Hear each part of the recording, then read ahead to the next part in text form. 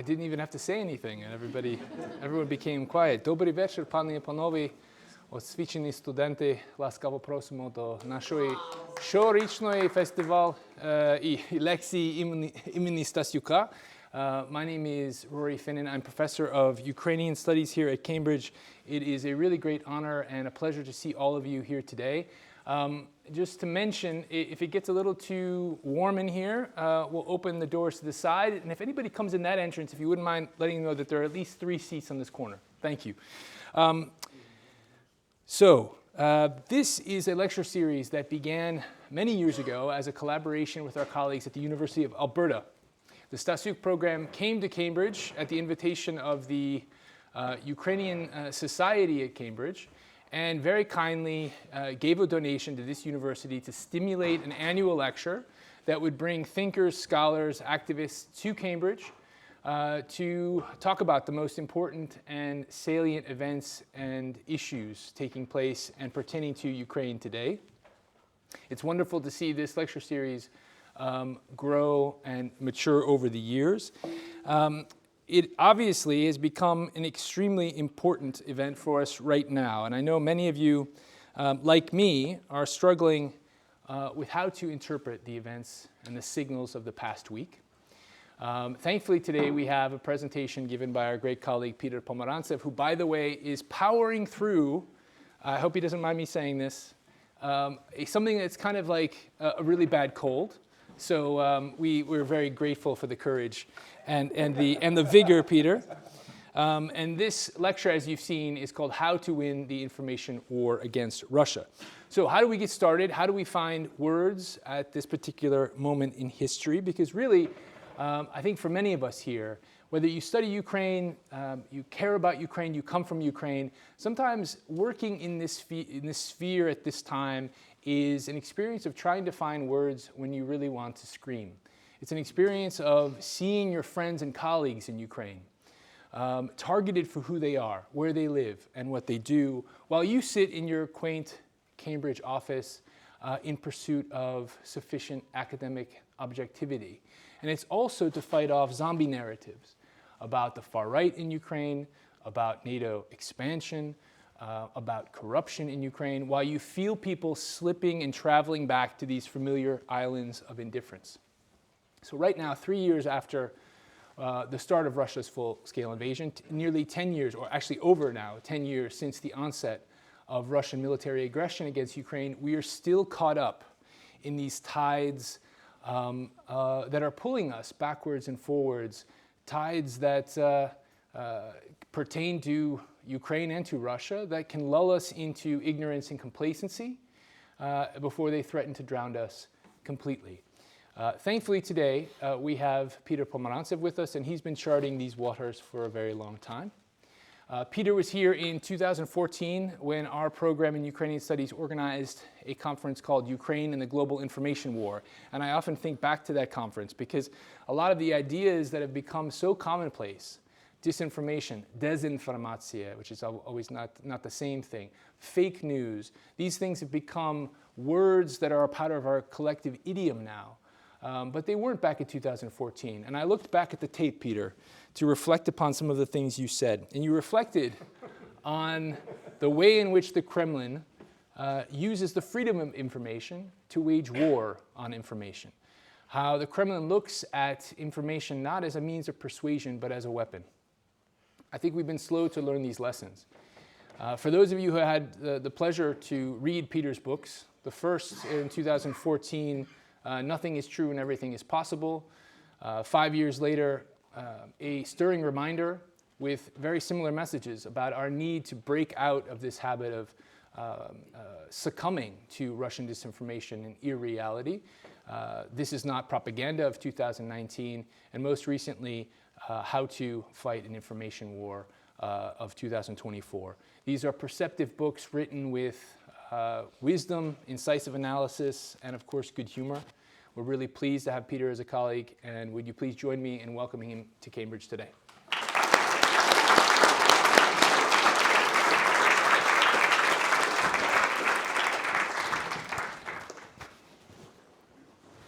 Hi, Rory. Thank you so much. Yeah, I've brought some sort of unpleasant cold from Washington, where I live. But hopefully Britain has the immunity to survive anything that comes from America these days. So actually, I was on the train here making notes for this talk, and I glanced. This is not a trick. This really happened. I glanced at what I was making my notes on, like everyone else who works in, between academia and journalism. I have lots of scrap paper in my bag, and I realized that I was making my bullet points for this speech on something that a colleague at Hopkins had printed out for me. And this is a little bit of archive from the National Archives from 1951. And essentially, it's a request from the CIA to Johns Hopkins University, because the deep state exists. And essentially, it's saying, could you please set up some courses to fight modern political warfare? Because essentially, we don't have anybody at the agency who understands what on earth the Soviets are doing to us and what their plan is.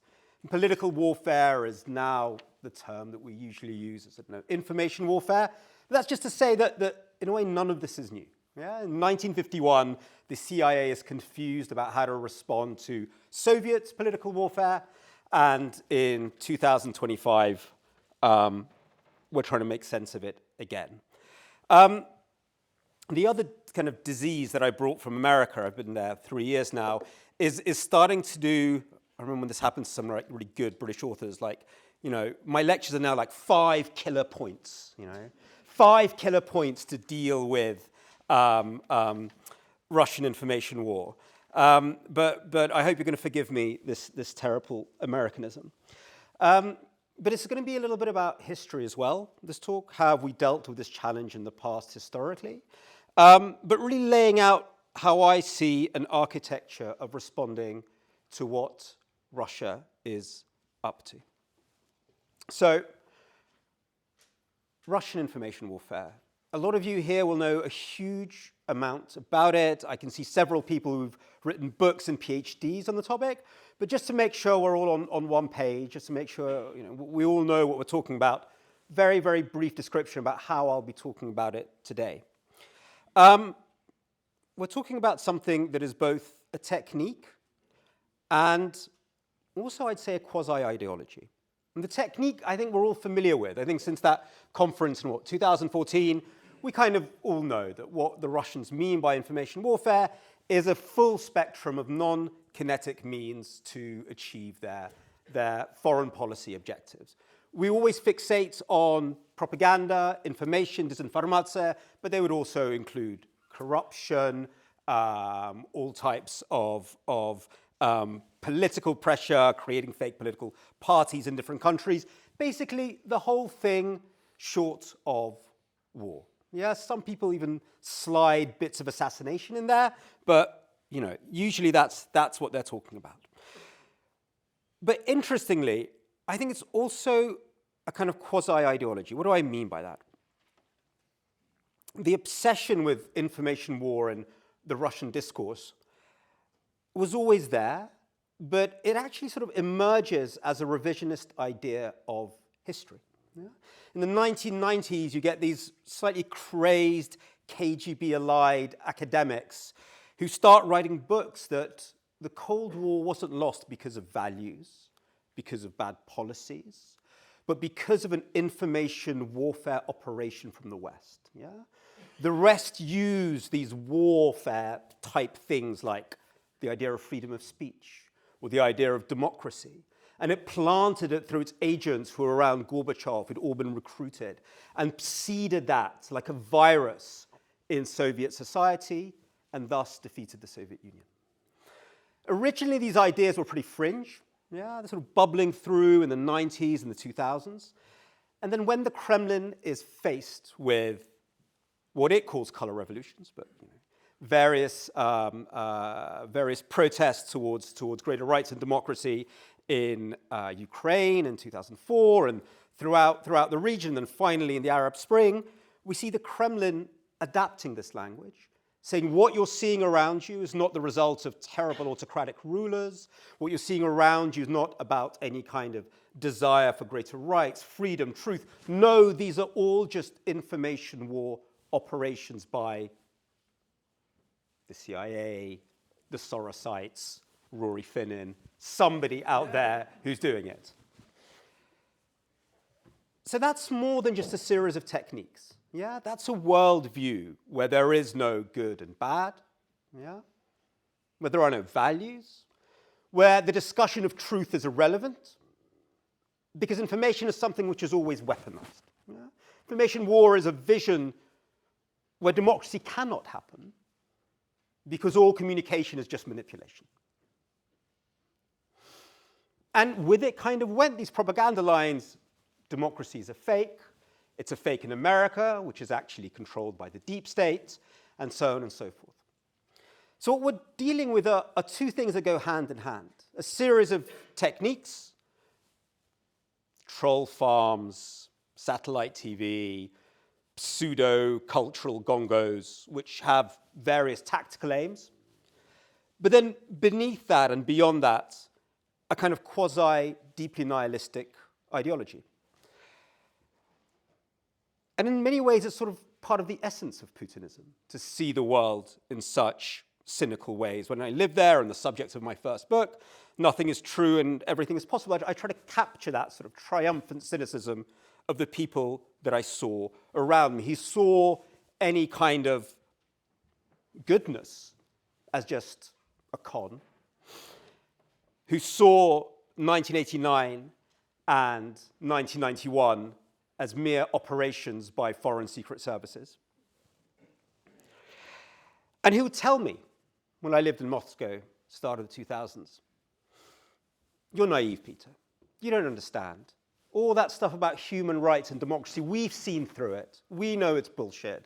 We know it's just a con. And one day, your world, which believes in it now, will collapse." Yeah? And at the time, I'd say I laughed at them. I thought they were just sore losers. But now I live in DC, and you will find strains of these narratives dominating the very elites in Washington, which is something that we can talk about. So that's what we're dealing with. Yeah? We're dealing with both a series of techniques, which I think we've enumerated, and a quasi-ideology. So as we launch into an approach of how to figure out dealing with this, I'm going to need your help, because I will invariably slip into we. I just did it again, how we will deal with it. Obviously, given the exciting and dramatic events of the last few days, we're not entirely sure what that we is. So maybe we can come back to that conversation at the end.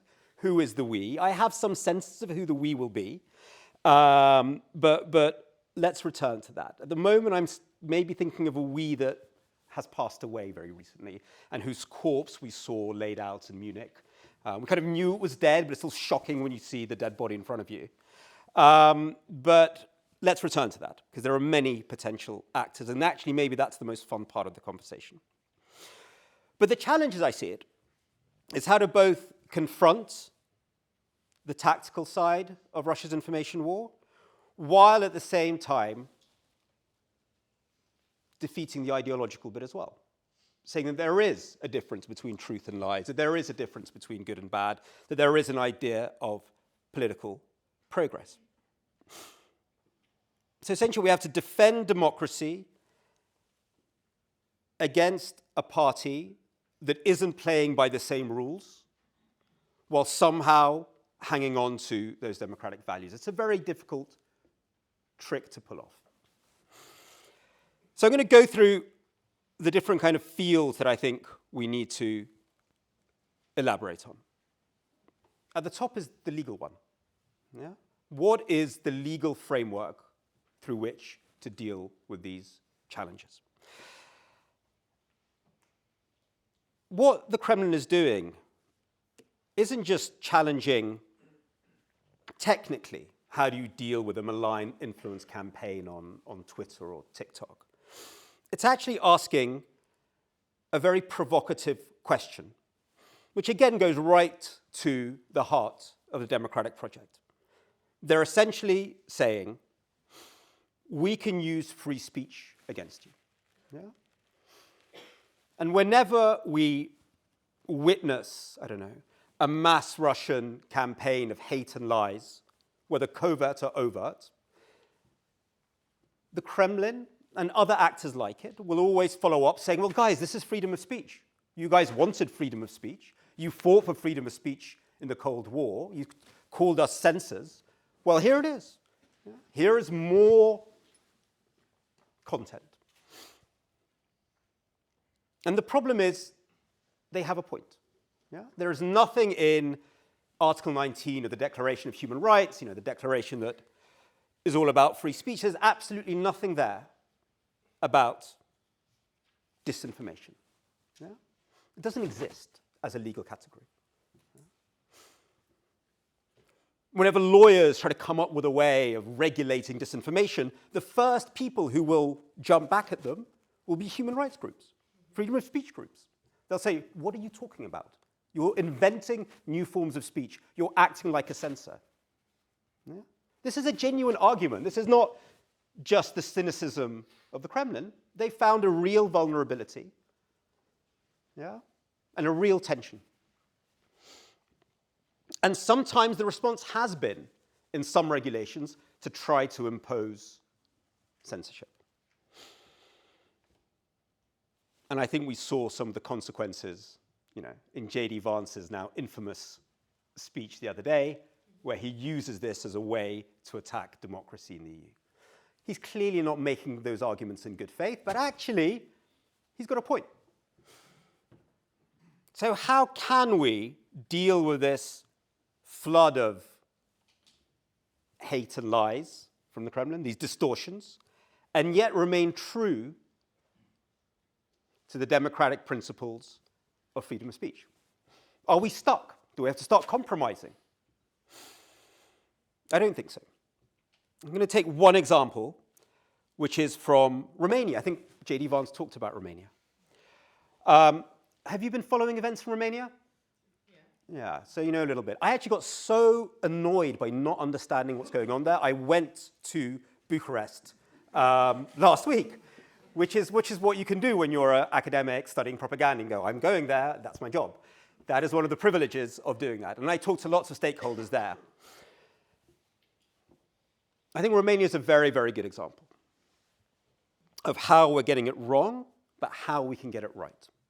So for those of you who weren't following, there was a very odd candidate called Gheorghiu, whose popularity rose very, very, very, very suddenly out of nowhere. He was polling, and here I'm using very, very vague numbers. Don't try to fact check this. This is just like loose use of numbers, but I think he went from like 3% to 30% within a month in polling. I mean, unnatural spikes. And this was partnered with him becoming, really in a very, very short space of time, one of the most popular people on the TikTok platform in the world. Up there with pop stars. I don't want to date myself. Shakira, is that a pop star? Up there with Shakira. She's a thing. It was weird, yeah?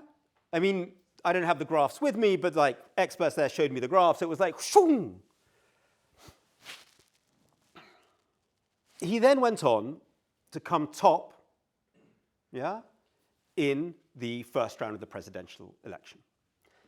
Now, this was a bit of a shock for the system, who had actually wanted to have him in the runoff, from what I understand, but they were so disorganized among themselves that they let a very nice reformist candidate, the kind of liberal Lib Dem version, come second.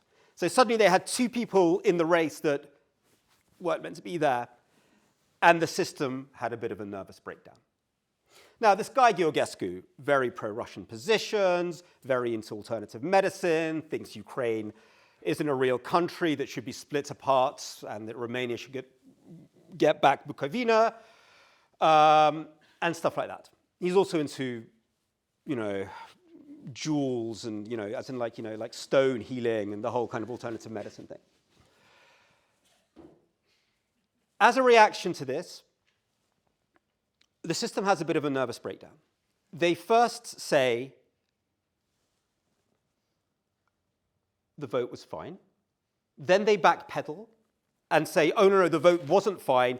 We're cancelling the election because... And then they produce 6 pages that this was somehow sponsored by Russia with no data, no research, absolutely nothing. Just like Russians did it. I was meeting NGO researchers. They were like, they just used NGO research that we did by scraping some data online. Like, absolutely no explanation of what had happened. And then they actually caught him on a real technicality.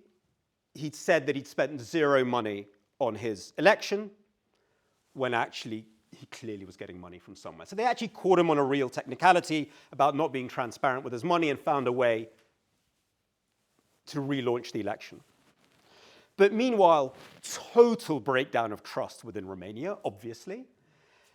It is a God's gift to the Kremlin, and it's a God's gift now to J.D. Vance, who's using this as an example of a ridiculously cancelled election. This could have been done differently. Yeah? I think this really gets to sort of like the nub of how we can change the legal space around this issue. The main demand that the best ideas about regulating the online space currently focus on are not about content. Yeah? This idea that you can regulate content online is going to be very, very hard unless it's illegal content. Yeah? The internet has not produced new types of speech that we suddenly need to regulate. Yeah? However, the best regulation thinks about systems. Yeah? How was somebody promoted from 0 to 30% in the polls? How did they become top of TikTok? Where are TikTok's answers? Where is the transparency? Yeah? The demand for that sort of information is a demand for more freedom of speech. Yeah? Freedom of speech is the desire and the right to receive information, not just to impart information. Yeah? And the moment the way our online world is arranged, and which the Kremlin can then take advantage of, doesn't have that transparency. Yeah? Elon Musk screams about his platform X being about freedom of speech, but we have no idea why Ukrainian voices, did you all feel this? Suddenly disappeared on X? What the hell happened there? Was he pushing us down? Why did all these Hamas voices suddenly rise? What was going there? Was he... Why? We don't know. Yeah? Far-right voices suddenly rising, pro-Kremlin voices suddenly rising. Somebody is changing something and not explaining it to us. So we live, actually, currently in this world where we have more information than ever before, but less understanding about how that information gets there. The first step to create an environment that is both democratic and would undermine the sort of campaigns that the Kremlin thrives on, and then the confusion that they thrive on when we don't know how to react to it, will be to start to clear that up. But that's a demand for more information. That's not a demand for censorship. That's a demand to understand what is behind the information environment around us. So that's the legal basis. Yeah? That's sticking completely within our democratic traditions, within our values, not compromising on them, but demanding more rights in order to undermine the purveyors of covert and non-transparent campaigns. But we are in a kind of wishful thinking if we think we can regulate our way out of this. Yeah? The idea that we could sort of magically find a law that would solve all malign influence campaigns around us is both impossible, yeah, because propagandists will transform the techniques over and over and over again. It's also actually not very democratic. Yeah? It's not the right instinct to have. Unless you've been physically invaded, like Ukraine, or to a certain extent Moldova, then the legal basis is very hard as well. But also, you can't stop it even when you use a lot of censorship. So the next kind of big challenge that we have to face is how can we create a pluralism within the mess of the current polarization? If you heard again J.D. Vance's speech, and I didn't think of this as a response to him, but I keep on thinking back to his words, the challenge he threw out in Munich was that you and democracies aren't having a pluralistic debate. Yeah? You're cancelling out some voices, and you're not letting some voices into the debate. Yeah? And that's a very, very fundamental challenge to the premises of democracy, that pluralism will lead to better decision-making, to a more cohesive society. At present, we have the opposite. Especially where I live in America, you have a polarization so vicious that it's easy for an actor like the Kremlin to prey on it and to force it even further apart. So how can we create a communications environment where democratic debate is possible? You can't regulate your way out of that. Now, this isn't the first time we've had this problem. Yeah? In the 1920s, a very similar conversation is being had in Britain, in America, where many people say that a complex society is so complicated, media has so distorted our relationships with each other, the truth is so hard to grasp, there is just so much chaos out there, that the only solution is some sort of authoritarian leadership. Yeah? In America, you have probably the greatest intellectual of his era, Walter Lippmann, talking about how democracy can't survive in such a complex society. It's too chaotic. Media is not good enough at communicating the truth. We need a technocratic elite that can rule and guide us.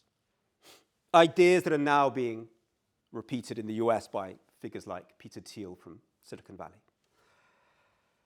And obviously you have dictatorial regimes saying enough of your stupid liberal democracy. It's too chaotic, too fractured. We need the centralized state. Today we're repeating those arguments again. Yeah? If I go back to the deeper arguments the Russians are making, the Chinese are making, what they're essentially saying is your democracy is too messy to survive a streamlined 21st century. Yeah?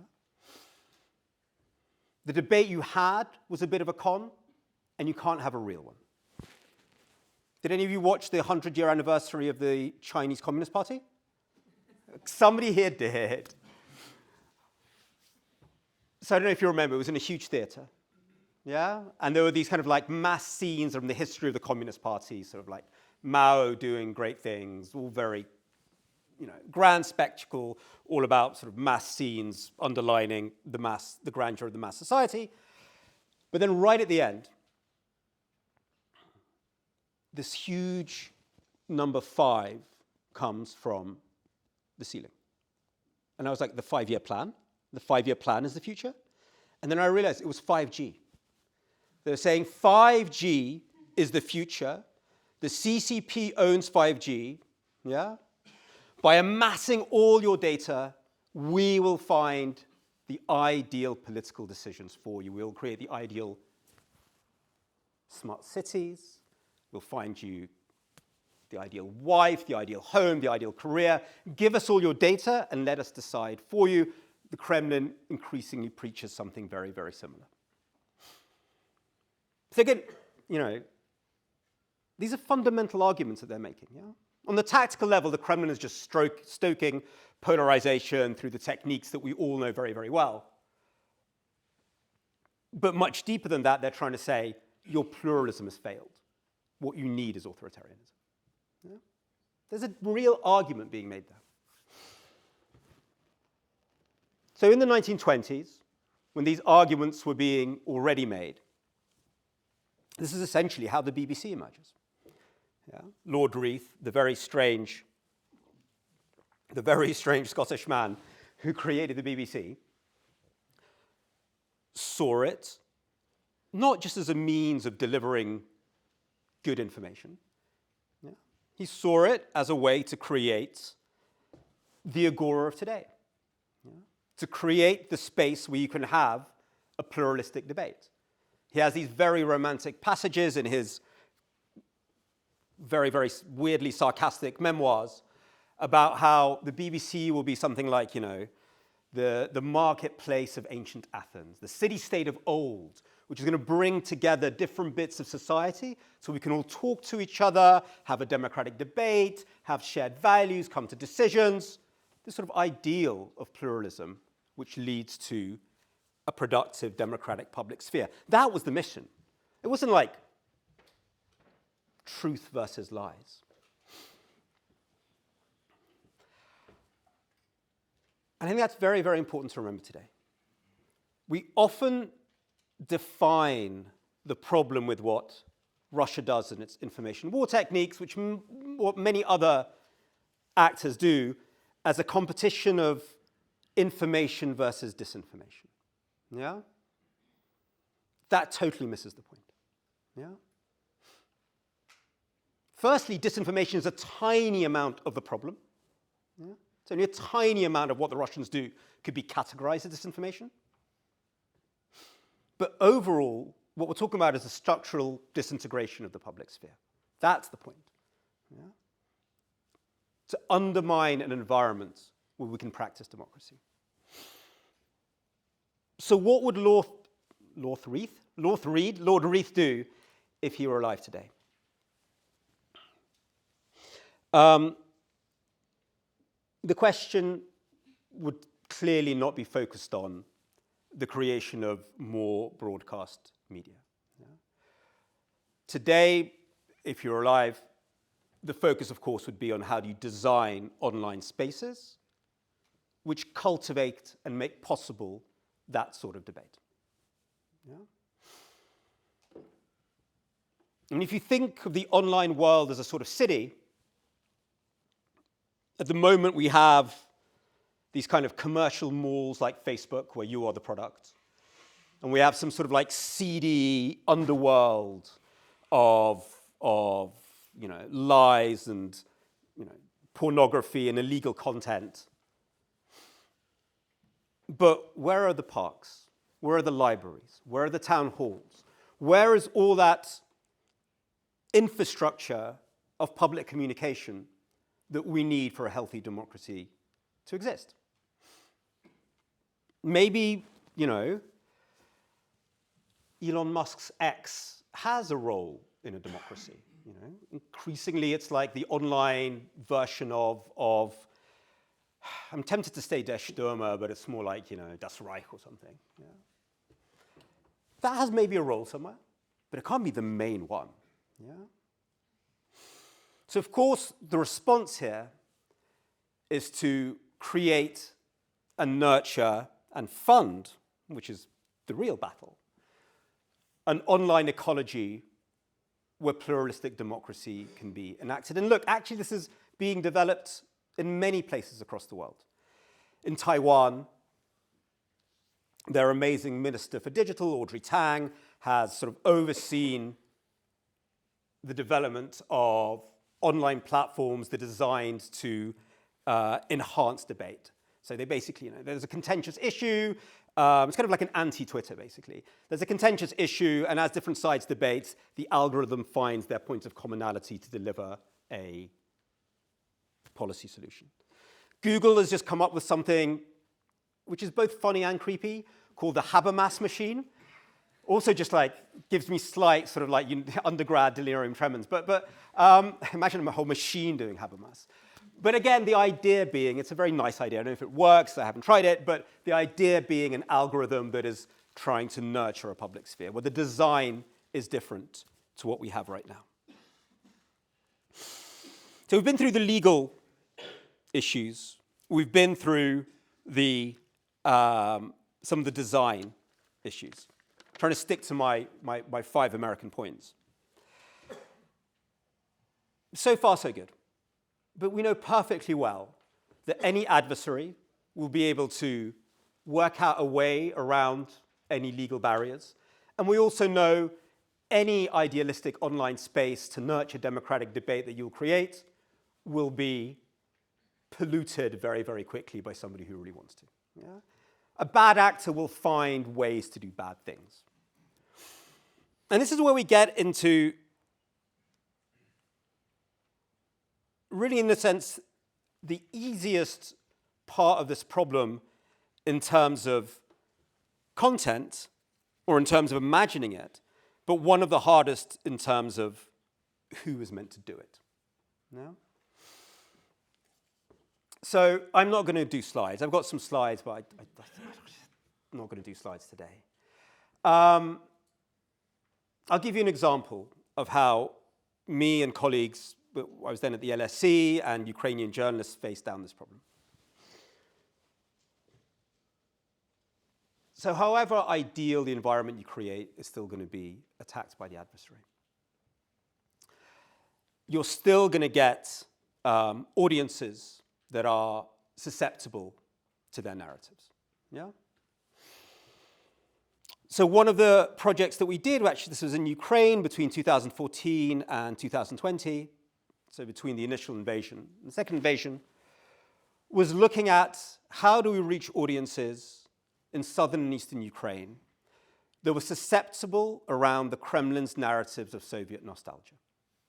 Now this is a very, very learned audience, so I don't have to go into too much detail about the narrative the Kremlin was using, but essentially nostalgia for the Soviet Union, which has all been ruined by today's Ukraine, how great was the Second World War, how wonderful and great we were, etc., etc., etc.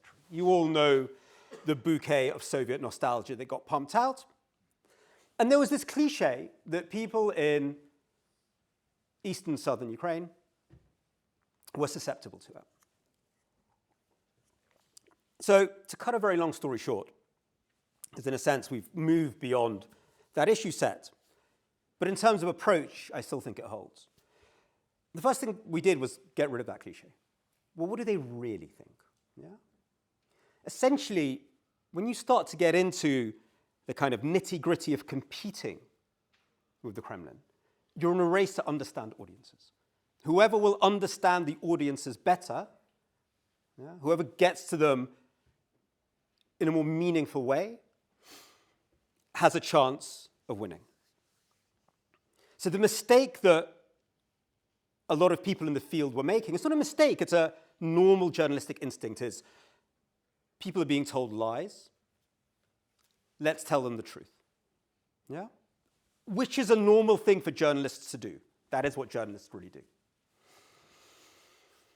But that was kind of missing the point of what the Kremlin was trying to do. Yeah? They weren't trying to kid people. Yeah? They weren't trying to con them. What they were doing was taking a bunch of unhappinesses, personal unhappinesses, resentments, phobias, and slapping a language onto them. Yeah? Fact-checking them didn't help. Yeah? They weren't competing in that space. They didn't care if you caught them out lying. It was important to correct the record. We didn't move anything. But when we dived in and we started doing focus groups with locals, started talking to them, started doing in-depth interviews, we actually found that they weren't that nostalgic about the Soviet Union. Yeah?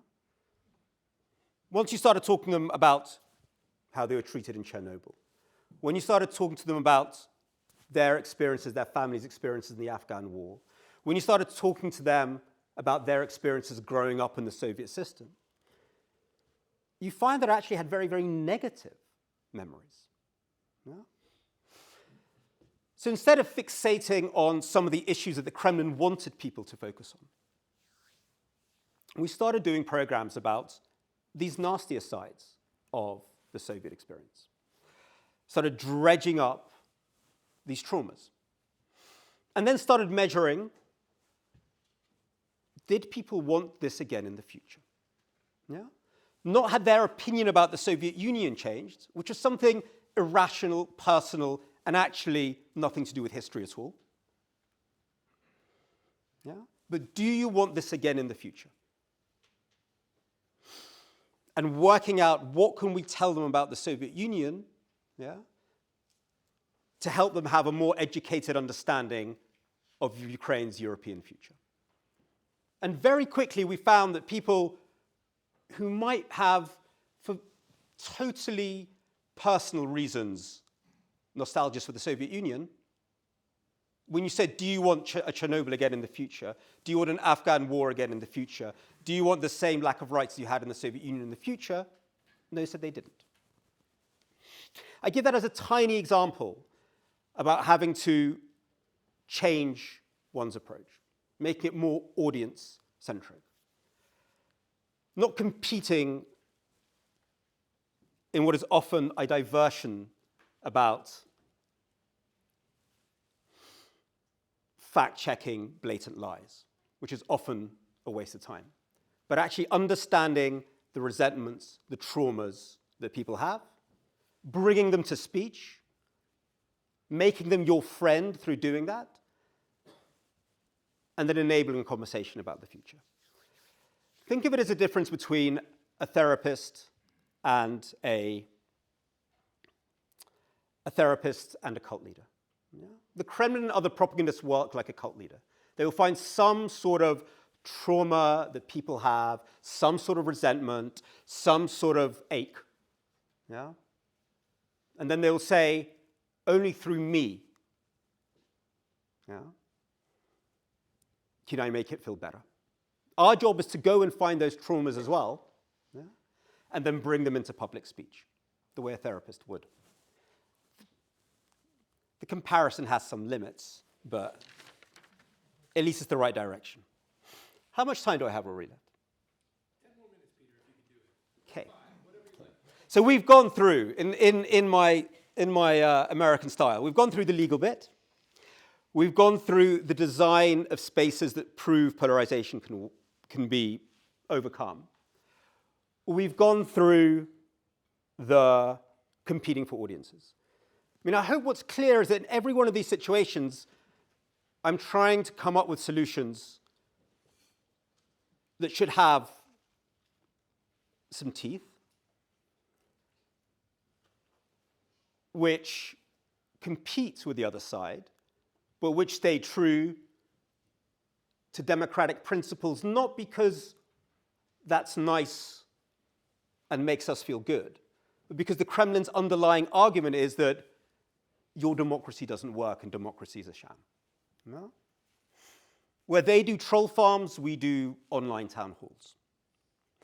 But then we get into the really fun bit, which is hurting the Kremlin at home. So my first two books were about these sort of more benign things. My last one, for those of you who haven't read it, again takes an example from history and looks at the work of the British political warfare executive in World War II, which was a part of the British machine which essentially said, you know, it's all very well what the BBC German service is doing. Yeah? It's all very well what German emigres like Thomas Mann are doing, preaching about democracy to fascists, but it's a waste of time. Yeah? If we want to hurt the enemy where they are, yeah, we have to start thinking in a completely different way. We have to throw out any hopes of converting Germans to democracy. It's 1941. They like being conquerors. They like being fascists. Yeah? And we have to start finding the crevasses and the weakness in their system in order to start degrading their war machine. Now, you'll have to read the book to find out how the British did that. It's an amusing tale. But I think if we're talking really about confronting the Russian information war machine, it was also, I would say, I know this is not a popular opinion politically, we also have to start raising the cost of their activity at home. Now I will do some slides because my voice is starting to crack from my DC disease. How do I do this, Rory? Is that on? I pressed on. No, it's all right. Do the... Okay, does that work? It did before.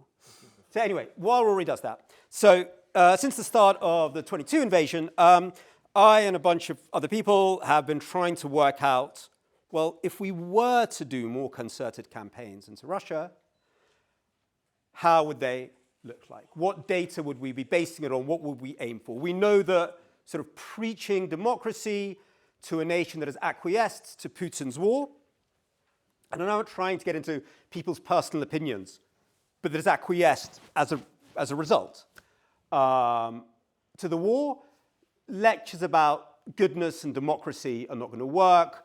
I think I and many others here may have been part of many efforts at the start of the war to tell Russians about, inside Russia, about war crimes being committed in Ukraine. And how do I flick through this now? I don't know what happened there. Okay. There we go. About war crimes committed in Ukraine, none of that worked. Yeah. So this is the slides about the history project. Okay. So we started thinking through, okay, they're doing all this stuff to us. What would you start doing to them? And most importantly, to what end? Yeah? You know, when the Kremlin wages information war campaigns in Europe and Romania, it's to influence an election. There's no elections in Russia. Yeah? So those are the two bits of the puzzle that we need to think about. How do we do it? But also, what are we trying to achieve with it?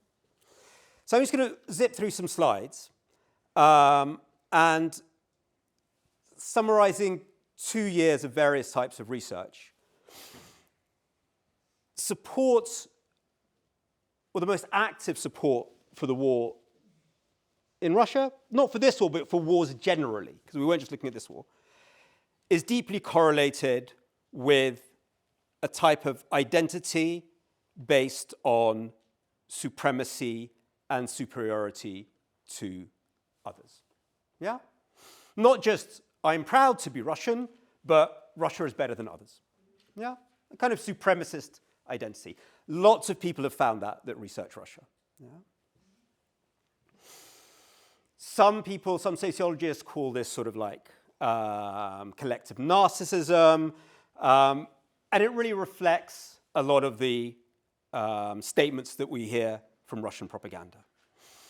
I will only be satisfied when we Russians receive the recognition we deserve. It is better to be Russian than anybody else, and so on and so forth. Now, I won't get into a methodological discussion now about how we do these surveys. I'm going to skip through to the results. And basically, there is a really strong correlation between people being super enthusiastic about the war and thinking that Russians have a superior identity to others. So we found that around 55% of the people we surveyed, you can ask me later how we did it, many different ways, had this kind of supremacist identity. This is AI generated. Like we put those words into an AI machine, that's the picture it gave. That's not actually, that's, which just shows that AI is pretty good.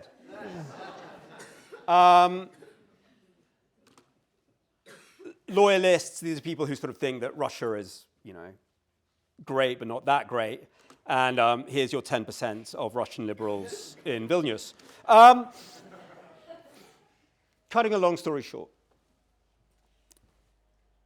here's what we found. We gave people like test questions about Putin wants the war to continue, Putin wants the war to stop. So both of them are Putin questions.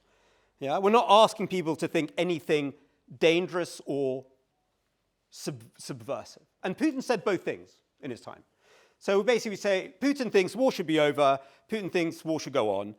And we essentially found that if they'd been primed with questions about superiority and identity, they were more likely to say war should go on. Yeah? So the propaganda works is basically what we found, which was nice because I'd written 2 books about how propaganda works. It was nice to find that the political scientists agreed with me. Very rarely happens. So the moment those feelings were activated, support for the war went up. We then, again, I'm going to move quite fast now because I can tell my time is short. But we then tried different sorts of questions about what kind of minimized that feeling of superiority. If this is all about the feeling of superiority, what are the topics that minimize it? Yeah? Corruption, no one cared. The only ones who cared about corruption were the liberals. You can't photograph that. It hasn't been published yet. It's being published in a couple of weeks in a journal. I'll send it to you. Weak ruble, the one that worked the best, the theme that worked the best, even with the active supporters, was crime. You start talking about how crime is on the up because of the war. That was the thing that made the most negative about the war. Negative about the war, less likely to send their relatives. That's how we were testing it. Would you send your relatives to the war? We weren't saying, are you for or you against it? That's too dangerous. Yeah? Why? Probably because they're security conscious. They're classic authoritarian types. And the idea that all these criminals are being let out of prisons, that Russia is becoming less safe because of the war, is actually something that got to them. So if I was running campaigns into Russia right now, I'd be thinking about that a lot. Yeah? And maybe not so much about the corruption, which people seem to be absolutely fine with. I'll go on and on and on. Doing a lot of data analysis as well. This is just a little thing, just to give you a snippet of how we can start thinking about the divides in Russia. This has been published. Looking at the difference between what the news says in Russia, and what people say on social media. So this is about salary increases, basically saying your salary is fine, everything is great in the economy. Meanwhile, that's a positive sentiment graph on the top. Meanwhile, online, people are saying, my salary isn't worth anything because of inflation. And as you go through the Russian discourse, you'll find loads of examples. Why am I saying this? There's plenty of scope and opportunity for a lot of transparent public engagement campaigns with Russian audiences. They have nothing to do with promoting democracy. That ship has sailed for the moment. They have nothing to do with making people aware of their crimes. They don't seem to care or can't care, whatever. It has no effect. Yeah? However, there's lots and lots and lots of soft spots. And there's lots of things that when you observe, the Kremlin will react to. Yeah? We can see online how they freak out over certain topics. Yeah? And then they change their policies. Yeah? And then they change their propaganda lines. So they are very, very sensitive to these issues. My theory would be that they have their own understanding of vulnerability,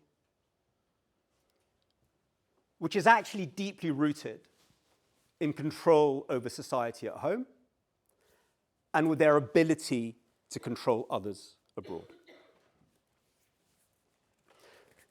Maybe instead of their strength, their kind of obsession with information warfare is also their vulnerability. What do I mean by that? If they think, and they do seem to believe this, that everything is manipulation, yeah? That whoever controls the manipulation is in control, the way to get them to start changing their calculations, yeah? If Donald Trump or General Kellogg are serious about intimidating Russia, I don't know if they are, but if they are serious about intimidating Russia to a point where they start negotiating from a position of fear and weakness, the place where you hit them is not just on the obvious things and the important things like supplies of howitzers, but it's to their sense that they're in control of the information war. And go back to the Russians I was talking about that I met in Moscow at the start of 2000s. They genuinely see history as a result of manipulation.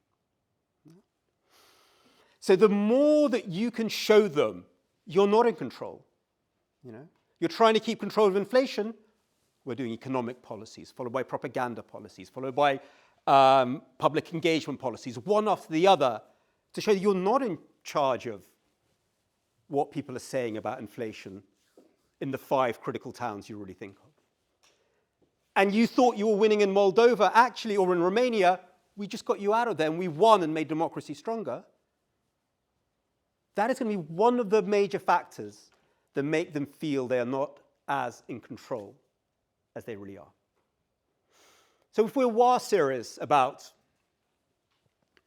containing Russia, about getting the Russian regime to start changing its calculations around the way it enters this year of negotiation,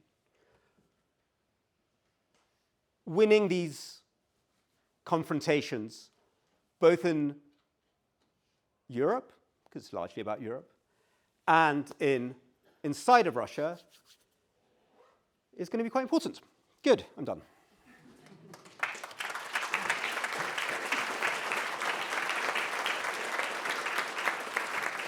Take some questions? Huh? Can you take some questions? Yeah. Thank you, Peter. I particularly, as an American, really appreciate that you had 5 points because I could pay attention. Are we still filming? Yeah, we are. Remember when Niall Ferguson wrote that book, 5 Killer Points of Democracy, of Western Civ? I could really keep up. We're going to take some questions. I want to begin with one, if it's all right. I'm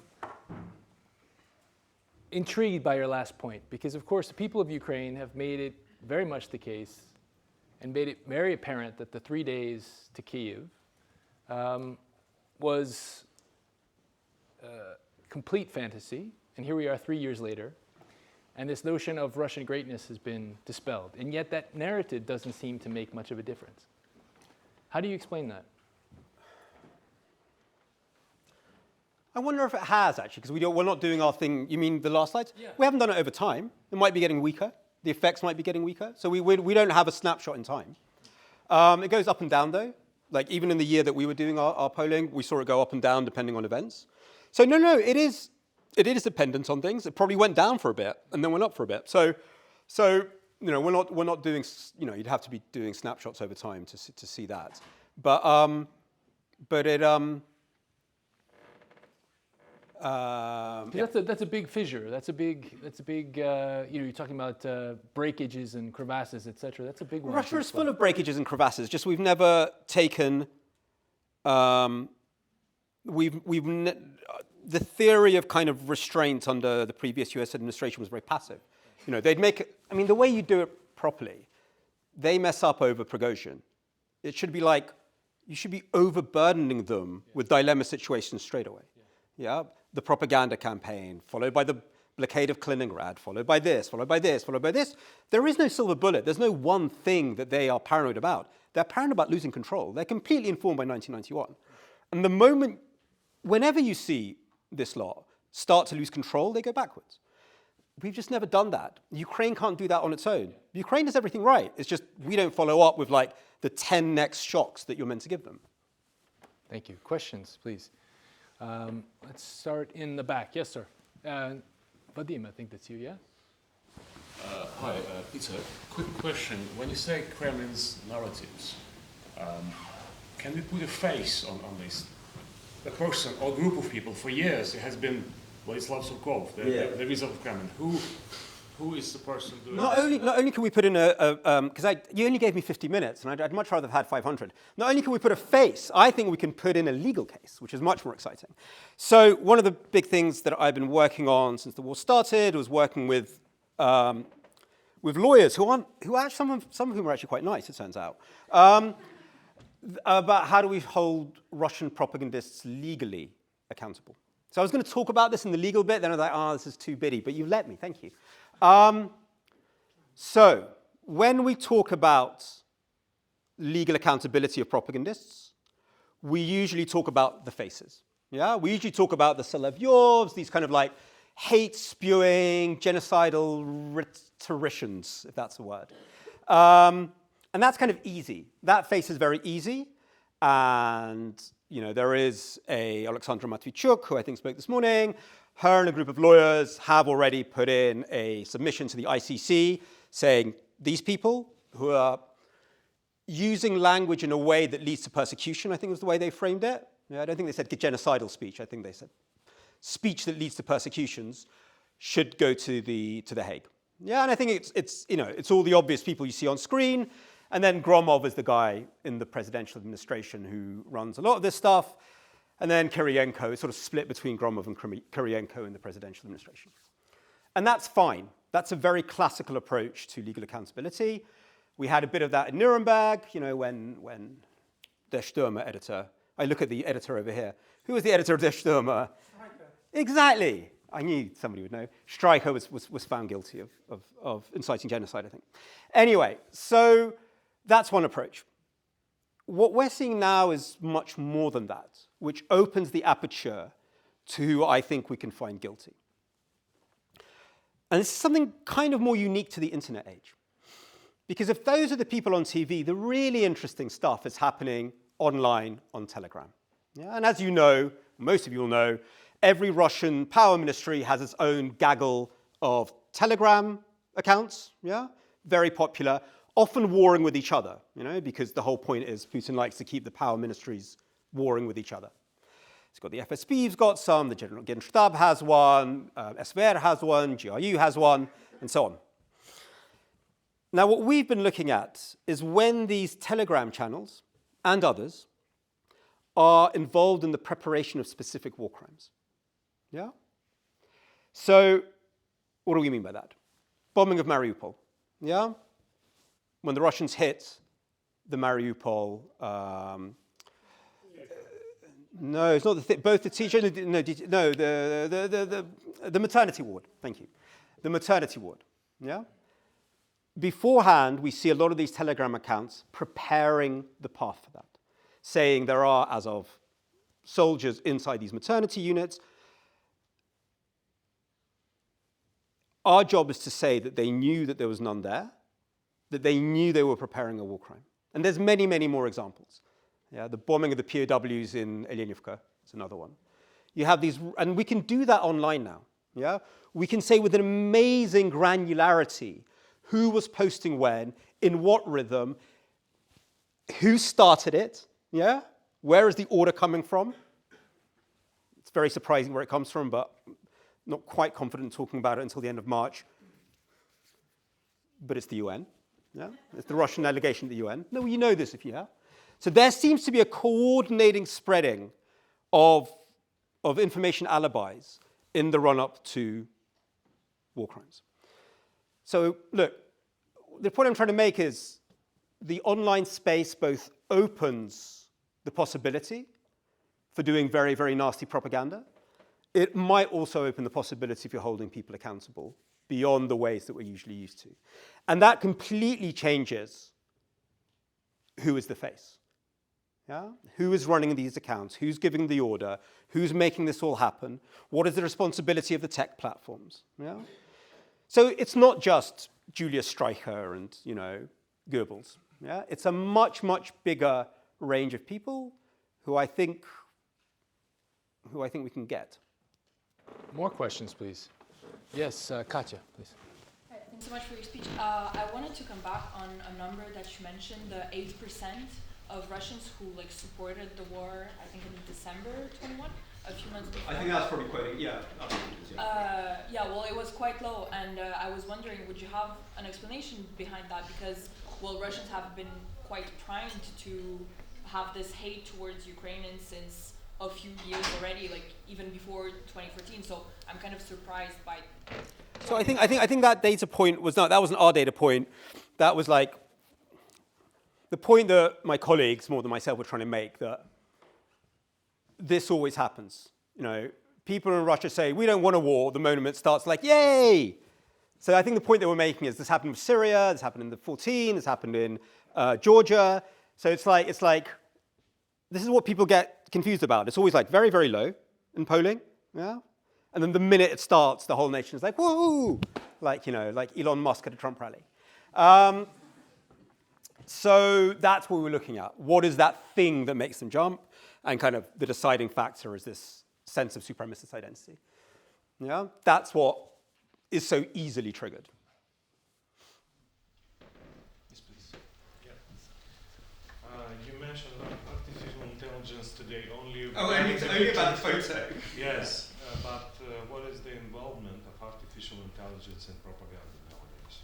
And what to do tomorrow? Yeah, I mean, hopefully it'll make, it'll clearly it's going to lead to, like, a lot of people losing their jobs in the troll farm industry. I mean, like, all these poor people who are there doing comments in, like, The Guardian from St. Petersburg are now going to be replaced by AI. They have rights. This is just devastating to, like, there's going to be, like, yeah, I'll stop joking. So I think, look, propagandists will use any technology that emerges. The good side can as well. Easier for propagandists because it's easier to be nasty than nice. However, no propaganda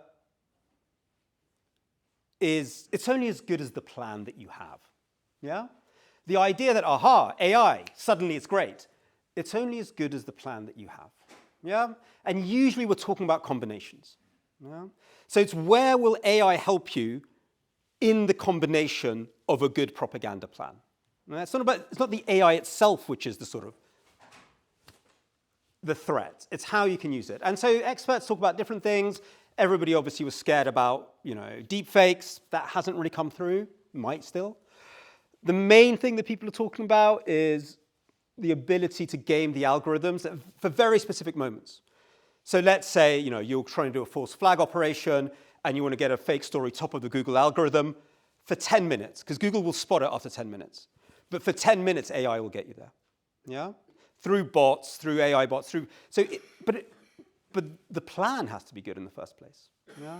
So around elections, I mean, what we're seeing around, let's say, the threat to elections, and I'm very worried this might happen in Romania as well, is a combination of AI, cyber attacks, and your classic content. Yeah, that's what's happening. It's very interesting. So you've got cyber groups, for example, hacking into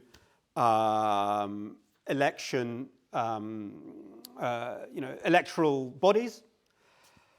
Why are they doing that? The sense is they're going to do that again over and over in and around the election. Then you have some sort of AI-generated story that the election was faked. Then you have content, commenting on it. It's all about timing, So the AI could really help you achieve some step in that plan.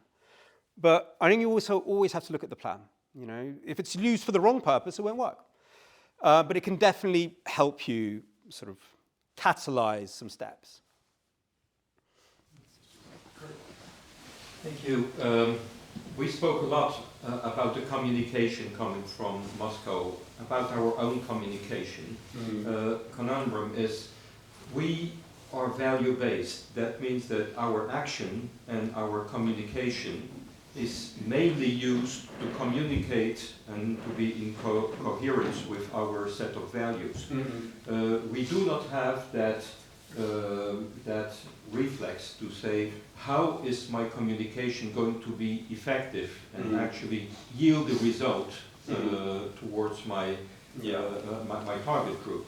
So we would need to decouple our ethical vision and our desired end state that is ethical and the means to get there, which is to have an effective communication. How can we in our societies give a bigger importance to this effectiveness? And if you allow me, a second side question is, will you stay 2 minutes later than the end? Because I need you to sign the books. Thank you. Listen, I think the question is, I think we do a grave injustice to ourselves by saying that we don't know how to do really, really dirty propaganda campaigns. We do them all the time domestically. My dream has always been, can we not repurpose Dominic Cummings and point him towards Russia and China instead of ourselves? What are you talking about? We do it all the time. The hero of my book, Stefan Delmer, was a tabloid journalist, and we're really good at it. We're actually much more inventive than the other side. They learn tons from us. No, the problem isn't the values stuff. The problem is you need a green light from the policy people. Yeah? You've got to say, this is a geopolitical information confrontation, and we are treating it as such. Once it's there, we can definitely do dirty. Yeah? We can get into lots of things that we want to be exactly the same as them on their territory. We can get into what would our doctrine be, what's our group, what's our red lines. I mean, if you think about the biggest vulnerability in Russian society, do we really want to press that? I mean, It's not a hard guess what it is. That for me is a big ethical question. Do you do that? But the idea that we don't haven't historically is just not true.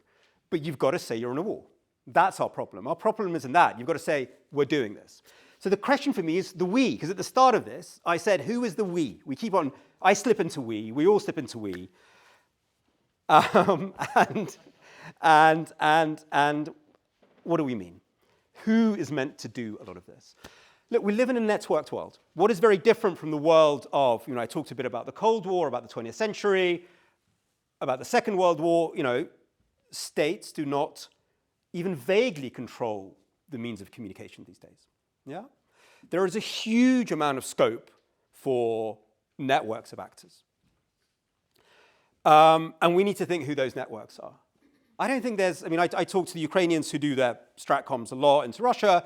They have absolutely no, they're in an existential war. They'll do anything. They just need more tools and more money and more research and many more things to enhance their stratcoms. That's what it's often called, strategic communications. It's a terrible term. There are lots of civic groups. I think we'll see a new generation of civic groups that do a lot of this action. It doesn't have to be states. We really need to think through who these actors are. And then we have to think which states. Maybe one state is very good at the analysis, doing the academic stuff. That's a lot of investment. To do that one little project was a lot of time. Somebody's got to invest in that and do that. Maybe another state or another actor is doing the campaigns. We need to start thinking, what are our networks? Yeah? And actually, across this space, what is the relationship with private companies? What's the relationship with platforms? What's their responsibilities? Alex Karp, the head of Palantir, has got a new book out. How Silicon Valley betrayed Washington, D.C., which is interesting given what's going on. Yeah, he's one of the most interesting people in Silicon Valley, runs this huge company saying, we as Silicon Valley betrayed DC. We only think about money, consumer. We need to ally with Washington, DC in order to save democratic civilization. He's weirdly quite neocon, actually, Alex Karp. Very unlike his other partners. So there's a huge role for tech companies. So we have, in a networked world, he who leverages networks better will win. And if the FCDO is uncomfortable with doing subversive campaigns into the Russian regions, I know others who will. We have time for two more questions. Yes, Olena, please. Yeah, thank you. Short question. What did Kursk operation do to the Russian feeling of greatness and support of the war? Now Ukraine controls Russian territory for over 6 months. And they don't seem to notice. And more broadly, Ukraine now trying to transition the war onto the Russian territory. So how do they feel the more we hit their factories? So that's a very good question. Kursk is a great example. Amazing operation from the information psychological side in every way. Took everybody by surprise. And I have a graph, I don't have it here maybe, but I can send you graphs. For the first time, we saw sentiment towards Putin drop really fast. Yeah? That came out in the polling that Levada did. So Levada's not, but quasi-official polling saw Putin's rating dip. And as you know, in the Kremlin, that is really important. The Putin rating is one thing they're really, really serious about. But also online, we saw people online really for the first time since the start of the war saying, he's a fucking moron. And the war telegram people, the sort of like, the online telegram group saying Putin has completely lost control. And then nothing happens. Yeah? It's got to be Kursk. Then the partners do this. Then you fuck up their economy here. These things only work if you follow it up with 5, 6 more things. What happens now is we do something. By we, I mean Ukraine and its partners. And then we let them rest. So we had 2 or 3 weeks of total chaos online, total hit to Putin's rating, and then he recovers, he changes the subject, they consolidate. If you don't give them 20 more problems, they will deal with this problem. And in the end, it kind of leveled off. It became localized. So people around Kursk were still complaining. Outside of that, they managed to control it. That's the thing. It has to be one thing and then another and then another and then another. Or else they will always find ways of calming the situation down again. But for a few weeks, complete chaos. Complete chaos. Yes, please, sir. Yeah, Nico. Thank you very much, first of all. So interesting lecture. With your permission, I have a question how to fight against spreading of rumors. One issue, by this way, is the propagandists use mass media means, but from the other side, again, the political opponents, especially by this way, it's spread some rumors, yes, very often.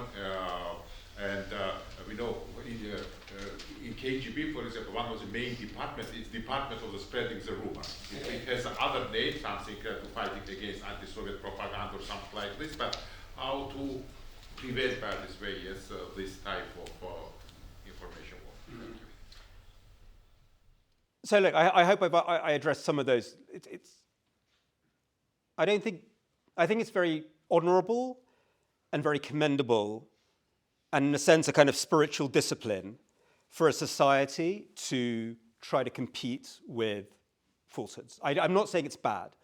Some of my best friends are fact checkers. They are brave people who are like monks in the Dark Ages, you know, it's just like holding on to their Aristotle while outside is all massacre and whatever, that Umberto Eco film. But we shouldn't think that's going to win anything. Yeah, it's very important. It's very important for us self-discipline as a society to say facts matter. Because I've lived in societies too now, Russia and America, where people have said they don't. It's pretty bad. But don't think that's going to do anything. So, you know, on the deeper level, it is, hopefully I've started to indicate how creating a public sphere which can include disinformation and rumors, which has a way, at the end of the day, to talk to itself and has enough transparency to understand itself. So we live with the rumors and disinformation, but we can do something beyond that, you know? Focus on that. You know? But that's a very grand response. You know, that's a very grand solution, but frankly, I think we need interventions as big as that in order to deal with this issue set. But, you know, if we're gonna, again, do grab a copy of my book. But we had a whole department of rumors in the Second World War, which I don't know how effective it was, but I mean, two can play at that game, you know. So that's also something to consider. I said two questions, but we're going to put Peter through the paces and see how that LIMSIP is treating you. And Olena, I'm fine. I'll collapse. One last question, Olena, please. Thank you very much for it. Peter, I would like to ask you, as a person who is now in DC, it's for a piece of advice, because since 2022, Ukraine was developing very good messages on all kinds of areas, from economic benefits for the West to help Ukraine to values and so on and so forth. However, it seems like Ukraine failed to persuade the West that, first of all, Russia, that the West shouldn't be afraid of the disintegration of Russia, and that its democratization is a process for decades to come. So it's not going to be a simple solution right now. And currently we see that the negotiations are taking place probably without Ukraine behind some closed doors. So what messages can Ukraine use now with the current administration? Actually done a lot of research, spent 2 years researching that, so why don't we chat afterwards and I'll tell you. But I don't even know even if they will help right now with this lot. But no, we've been researching for that 2 years, doing loads of polling with American pollsters, doing lots of message testing. I'll just send you the details. I mean, very simply, Americans on the right, and we're talking about Americans on the right now, the general public, react much better to the need for America to stand up to Russia, China, Iran, rather than help Ukraine. So that is a much more potent framing. So it's about American greatness, America being a superpower, and not giving an inch to those bad people there. So America is in the midst of a very, very profound identity crisis. I mean, that's the result of our research. That's not me giving a judgment. That's what my American colleagues tell me. And in that sense, there is a lot to play for. You know, everything is in flux, and we have a small. I mean, there's still a chance of keeping Americans and America engaged around a role in the world. It won't be the one that we had before, that's definitely over. But there could be, we could try to mitigate some of the harms, is what I'm trying to say. I don't think there's anything more than that. That's a good message to end on. A good message to end on. I think in the midst of all the noise and the fire hose of information we're all subjected to, it is nice to have a guide through this material and this atmosphere in this context, and to feel as though there's something we all can do. And I'd like to thank Peter for giving us tangible potential solutions and pointing us to various aspects of this problem so that we can understand it and do something about it. I should mention as well that Peter is about to go teach for another 2 hours on Zoom. So please give a very enthusiastic round of applause for Peter Pomerantsev. Thanks so much.